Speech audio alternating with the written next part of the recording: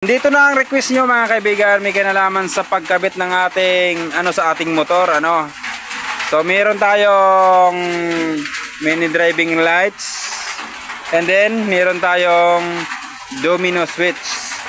Switch yan ng ating mini driving lights, So ang mini driving lights na ito mga kaibigan, pwede nyo ito ikabit kahit wala kayong relay, okay din yan. Hindi naman yan malakas sa consuming ng ating battery. Okay lang naman yan, So, ang dinidemo ko ngayon ay para sa walang relay. Walang relay at okay rin naman yan. At ito yung ating susian o ignition switch natin, So, ituturo ko sa inyo isa-isa kung paano papaganahin ang ating mini driving lights. So una-una natin hakbang mga kaibigan, itong ating switch o ating ignition switch, susian, ikinabit natin dito sa pula ng ating battery. Kasi sa actual na ating motor, ganyan talaga ang nangyayari. Sa pula talaga niyan, sa pula niyan. Sa pula yan. Sa motor na Honda motor na Honda, ang dinidemo ko ngayon ay motor na Honda o mga Rossi, pwede rin. Euro sa ganitong switch, sa ganitong susian na may 4 na wires. Sa susian na may 4 na wires ay hanapin nyo lang doon ang kulay pula at kulay black na solid. Ang black na solid, tagsang kulay pula ay sila yung magkasama sa dito sa ating ignition switch, magkasama sila. So wag niyong papakialaman ang dalawang wires na natira, yung black na may stripe na puti, wag niyong papakialaman yan. At yung green, siya yung tinatawag na green natin o ground natin, ground. So magsisimula na tayo, ikinabit natin ang ating ignition switch dito sa kulay pula ng ating battery. Ayan. Tapos ang sunod natin na hakbang, ayan na.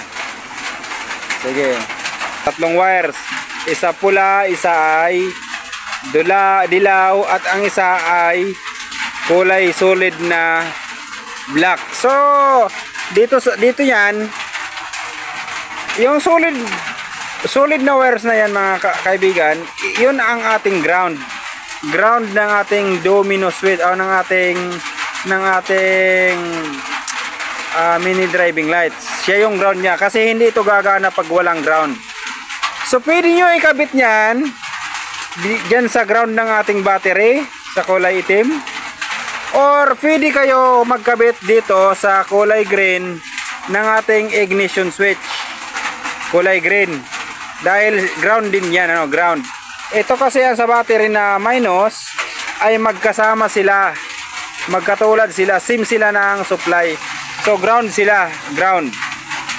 So kinabit natin nga nating domino switch, yung ground kinabit natin dito sa negative. So meron pang natirang wires na dalawa, pula at saka yellow. Saan natin yan ikakabit? So kung mapapansin niyo mga kaibigan, nakikita natin ang switch na ito, meron itong 3 wires. Ang wires na yan ay merong blue, and then brown, and then black, solid na black. So saan natin ikakabit ang kulay blue? Kulay blue, ang kulay blue, yan, dyan sa ating susian, dyan natin ikakabit sa kulay black, solid black. So ang black na yan ay yan ang ating accessory wires. Now once na in-on natin ang ating susi, ay magkakaroon niya ng supply. Makikita niyo yan mamaya, ayan, magkakaroon niya ng supply. Ayan, ikinabit natin sa yung switch sa ating domino switch, ikinabit natin yung kulay blue sa black ng ating ignition switch o susian natin. So meron pang natirang wire sa ating switch, black and then brown. And then sa ating mini driving lights ay meron pang natira din na black o wires na solid na pula and then solid na yellow. So saan natin sila ikakabit? Ikakabit natin sila dito sa natirang wires ng ating domino switch.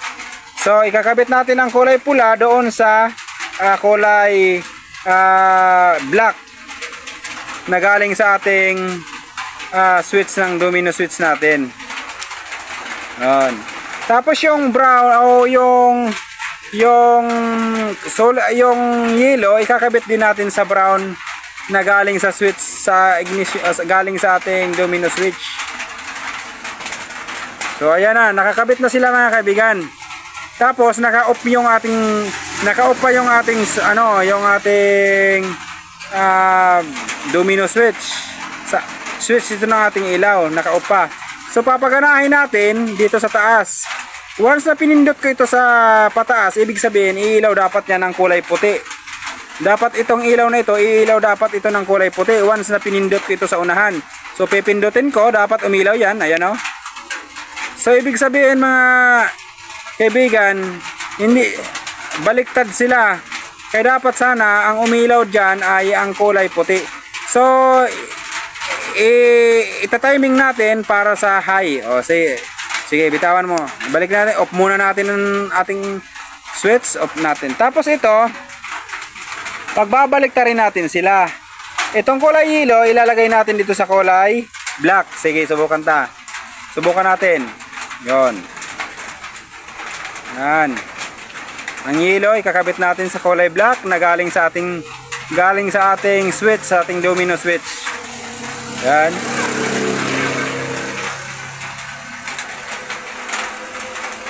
Yan. Ayun. Okay. Tapos subukan natin kung tama na ba siya. Okay, ipindutin natin ang sa unahan at tingnan natin kung iilaw na siya ng kulay puti. Ayan na. Ayan na. Umilaw na siya ng kulay puti, ibig sabihin high o good na yan. High kasi yung ilaw na yan, yung kulay puti. So dapat pag pinindot natin dito pababa, ibig sabihin iilaw din yan ng kulay dilaw. Magpapalit siya ng ilaw at magiging kulay dilaw siya. So ating pindutin. Ayan. Okay na, dilaw na siya, dilaw na. Okay na siya. Tapos paano siya papatayin? Ilagay lang natin sa gitna, Oh, 'yun, namatay na siya. So, kuha niyo na ba mga kaibigan? Paalala uli, hindi nito kailangan ng relay natin kasi mahina naman ang voltahe niyan. So, nakuha niyo na. Dito sa ating susian, meron tayong wires na 4. Yung sa battery, inilagay natin sa kulay pula. Pero meron yan na dadaan pa yan sa fuse. Yan, ikinabit natin sa kulay pula. Tapos yung kulay itim na galing sa ating ignition switch, ikinabit natin sa switch ng ating domino switch.